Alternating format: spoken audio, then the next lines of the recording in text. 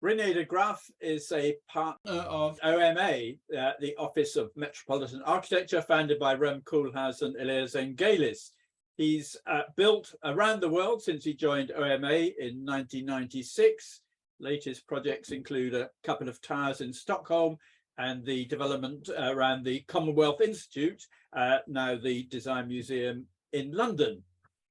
He's also directed AMO, the ambigram and the think tank of OMA, which worked for Prada, Universal Studios, as well as the European Union, for which AMO proposed a new flag. More recently, he's doing a lot of writing. Four Walls and a Roof, The Complex Nature of a Simple Profession, published in 2017. The Master Plan, a novel about the construction of new city in Africa, based on the true story of Quilamba in Angola, and the political and financial shenanigans that were involved in its making, and which highlighted de Graaf's interest in the wider turbulent forces which buffet the architect in his work. These forces have now been set out in greater detail in the just published and highly readable book, Architect Verb. So, Reinier, can we start by discussing the title? I mean, in your glossary in the book, of which more later, you describe it as the activity architects are considered to engage in. And yeah. I have to say, I've never used it as a verb, although the OED suggests that it is one. And so, I mean, this book sets out a lot of things I guess you don't think architects should be involved with, because you call architecture to be architecture again. That's partly true, I would say. I don't think that the terms or the subjects the book brings forward are not subjects architecture should engage in, but they should engage in it on their own terms, and not, in the current mode of fashion, where architects simply mimic and repeat and echo things that are stuffed down their throat, with all the misconceptions about architecture embedded in them. So that was that. The thing is, I write about things nobody can disagree with, and precisely for that reason, I'm highly mistrustful of them. As I mistrust almost any consensus. The original, I think you can only probably understand the main title if I reveal the original subtitle, which was axed by the American side of Verso, who don't do irony. But the original subtitle was a sort of Borat-like title. It was The Ultimate Guide to World-Class, Award-Winning, Innovative, Creative, Sustainable, and Livable and Beautiful Buildings that Foster a Sense of Place and Well-Being. All of the 10 terms discussed in the book in a single sentence, which immediately reveals their absurdity to a point. Architect Verb is... The original title of the book was Measures of Success, because all of these criteria, like livability, sustainability, are meanwhile subject to very elaborate measurement systems. And once something is measured, you have no choice but to conform well according to that measurement and to rise to the top. And almost by definition, therefore, you lose any initiative of your own. Then came Architect Verb when I was writing that dictionary, simply because I thought it was a good title. Almost like a detail in a novel can become the title of the novel, because it in a way holds everything the book wants to say, nevertheless remains mysterious.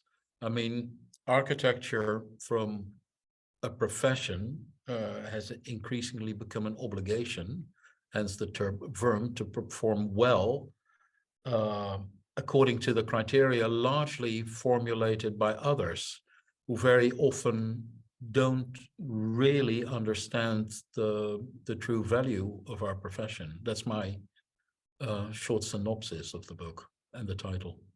But when you talk about you want to see architecture to be architecture again, I would say that perhaps architects have been looking at sustainable buildings for quite a long time. Maybe the No, but present hasn't caught up. that's precisely the point.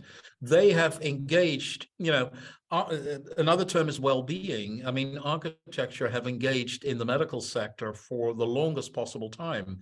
Good architecture is all about an economy of means. Good architecture is all about dealing with climate. And the absurdity is that architecture is currently being lectured on subjects to which it ultimately holds probably a greater expertise than the ones lecturing architecture. So when I say I want architecture to be architecture again, it's not that I want architecture to be unlivable, unsustainable, ugly, sick-making, etc. I just want architecture to engage with the idea underlying each of these terms on its own terms, which is why each essay in a way tracks down the history and the emergence of the term to a particular period, and also in some cases shows how some of the terminologies have come to mean something completely different than they once meant, or that they meant when they were entered the discourse.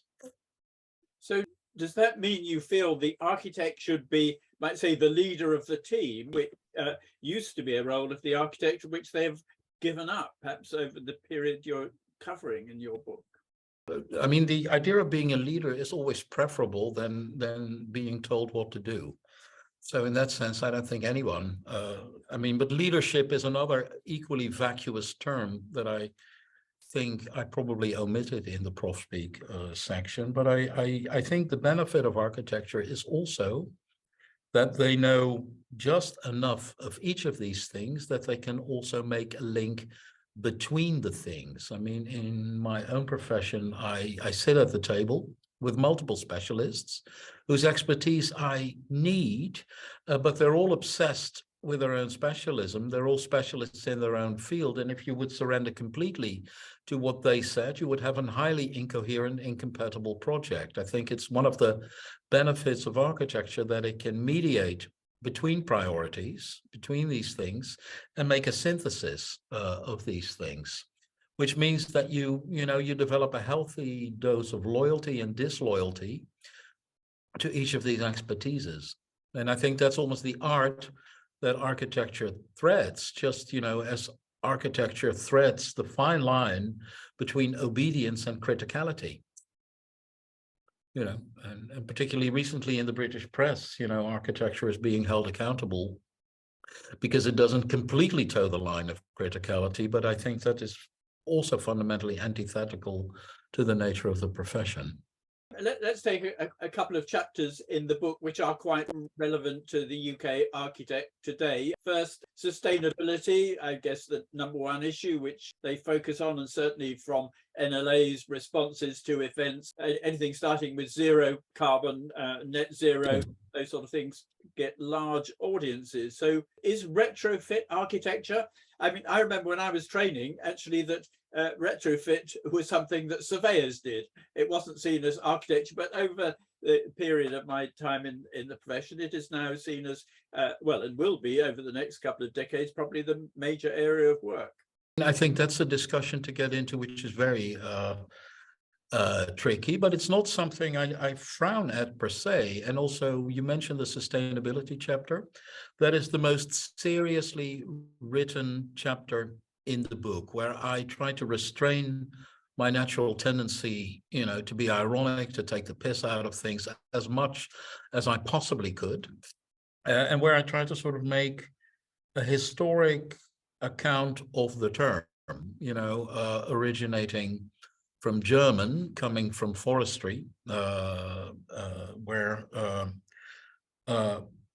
in a funny sense, it was already then an economic term. It was a way to preserve the forest in order to do mining, because without the wood of the forest, mining was impossible. So it was a very self-serving term of the German mining industry in former East Germany. And I think that is interesting, that there is, rather than a moral obligation or an extreme demonstration of virtue, it was a highly pragmatic term from the get-go.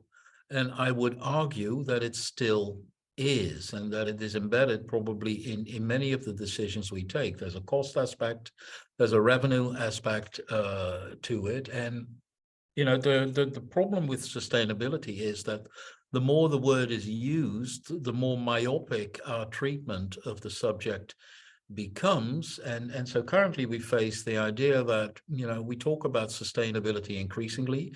Nevertheless, the horizon by which we will be net zero or whatever keeps shifting further into the future. So that suggests there that there is something deeply wrong as well, that the frequent use of the word has become indicative of an inherent inability to be sustainable. And the more we treat it as a moral thing, the less the operational side of the term fades into the background, and the less sustainable we actually become. And there I am critical of a lot of colleagues. You know, the larger the mission statement on the websites of architects about sustainability, often the smaller scale their interventions are, often the more blind they are to the whole value chain that creates this. We have, you know, tons of electrical car in the Netherlands. At the same time, we're planning coal plants. So the electricity for the electric cars is generated by coal plants who create more CO2 emission than all those cars combined had they been petrol cars, just to give you an example. And I think there is, you know, we forego the inconvenient truth for the sake of demonstrating our goodwill. And I feel there's a lot of that going on, and particularly the British, of course, being verbal, a nation as they are, excel in sustainability primarily in speech. The other key issue of debate at the moment in the UK, of course, is around the idea of beauty, which you discussed. And as an observer with a good understanding of this country and having worked here, I mean, how do you see the debate, which I guess has rekindled since 1984 and the Carbuncle speech? How do you see our discussion around beauty, traditional architecture? Because that's now actually being written, of course, into national policy. I know, and there's even a school of place being founded, which is, of course, another term featuring in the book at the behest of the Conservative government. I mean, beauty at large, you know, it's like love in a relationship. You don't mention it too often because it, you know, you don't explicitize, is that a word? Or you don't make it explicit all too often because making it explicit equals its potential destruction. I think the Brits have done a great disservice onto themselves by making it so explicit. And I also find it, you know, had this discussion been in America, I would have understood it. I mean, American English makes a lot explicit that British English, you know, formulates by implication. And very curiously, I think, you know, by trying to objectify the standards of beauty, which, you know, in a way, social realism in the Soviet Union did, which the Nazis did with, you know, deranged art, et cetera, politically, you know, any attempt to make beauty objective, it has a very dubious track record. And I wonder if those in the government who write these reports are aware of that.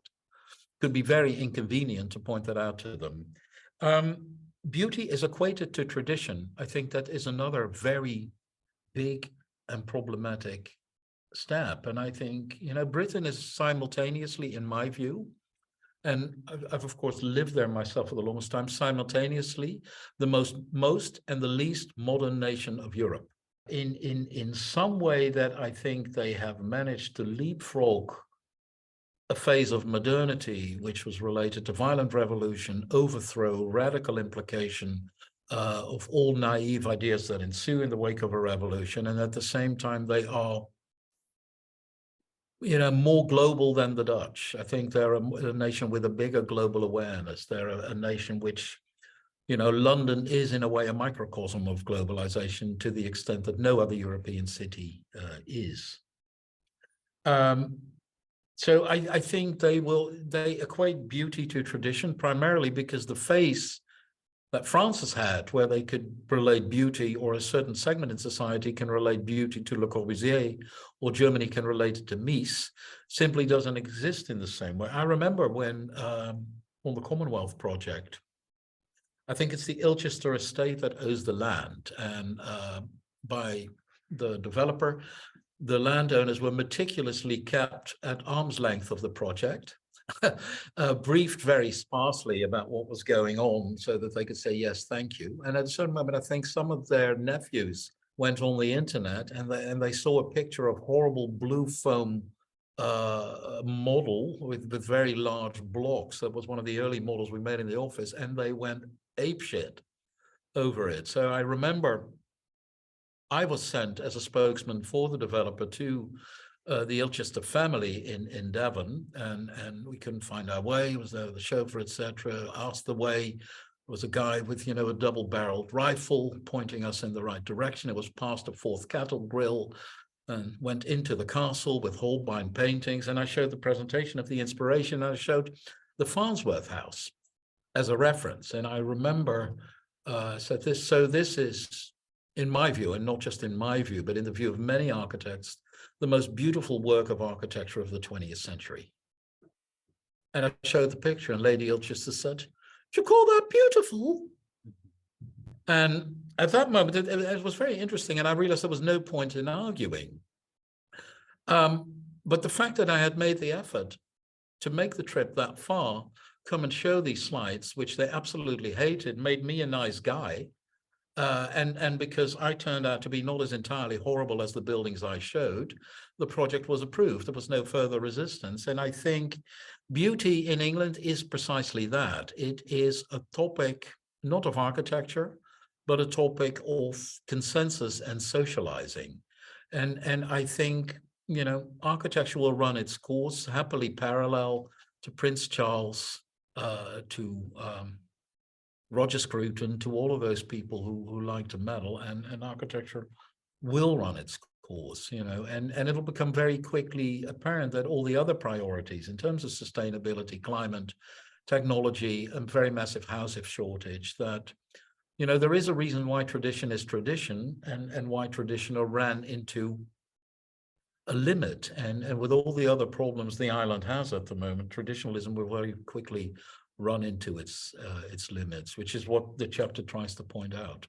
So I read the news, I see the announcement in the papers, but nevertheless, I'm very hopeful that history will run its course, even if at times history appears to be making a U-turn.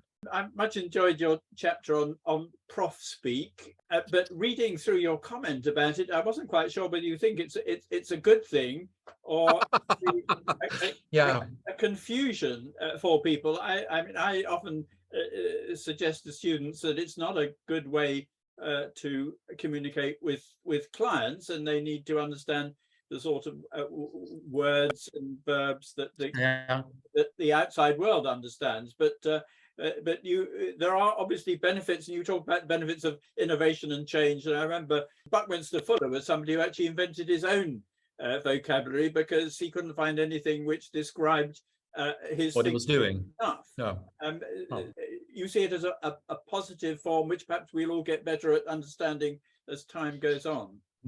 Well, I obviously don't see it as a positive thing. I mean, given how the rest of the book is written, you can sort of get the gist of the kind of language I like. But I think it's not a positive thing, but it's in some way a deeply functional thing.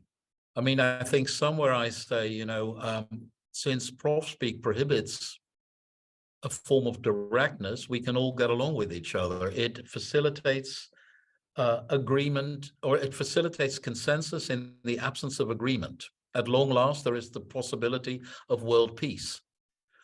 Simply because we stop offending each other by revealing our real thoughts. And the allusion to newspeak, the principles of newspeak is the appendix to 1984 of George Orwell, just as the principle of profspeaks are the appendix to this book. Newspeak wasn't a good thing. Profspeak isn't a good thing. It is speech designed to prohibit thought up to a point. And if newspeak did that by reducing the number of words at people's disposal. Profspeak almost operates by the opposite mechanism, that they give you so many words for the same thing that they sort of prevent clarity in a similar way, that they almost intoxicate the various speakers to such an extent that they become unclear. It's also very much the age of Zoom and Teams and Google Hangout, where you meet all the time, you have no time to do work, so talking becomes working, and it's the perpetual excuse. That's what the unclarity between us. I think I speak about the unclarity whether certain words are nouns or verbs. When something can be a noun or a verb, you never know whether in a meeting a word is meant that you're meant to be doing something, i.e. a verb, or whether it's an observation, i.e. a noun, of something that has already happened, and therefore you don't need to do anything. So it gives everyone the perpetual excuse not to do anything and to only talk. I think the last line is loquor ergo sum. I talk, therefore I am. And that is somehow symptomatic of the present age. Whether I think that's a good thing, probably not. Reinier, thank you very much indeed, and good luck with the sales. Thank you very much.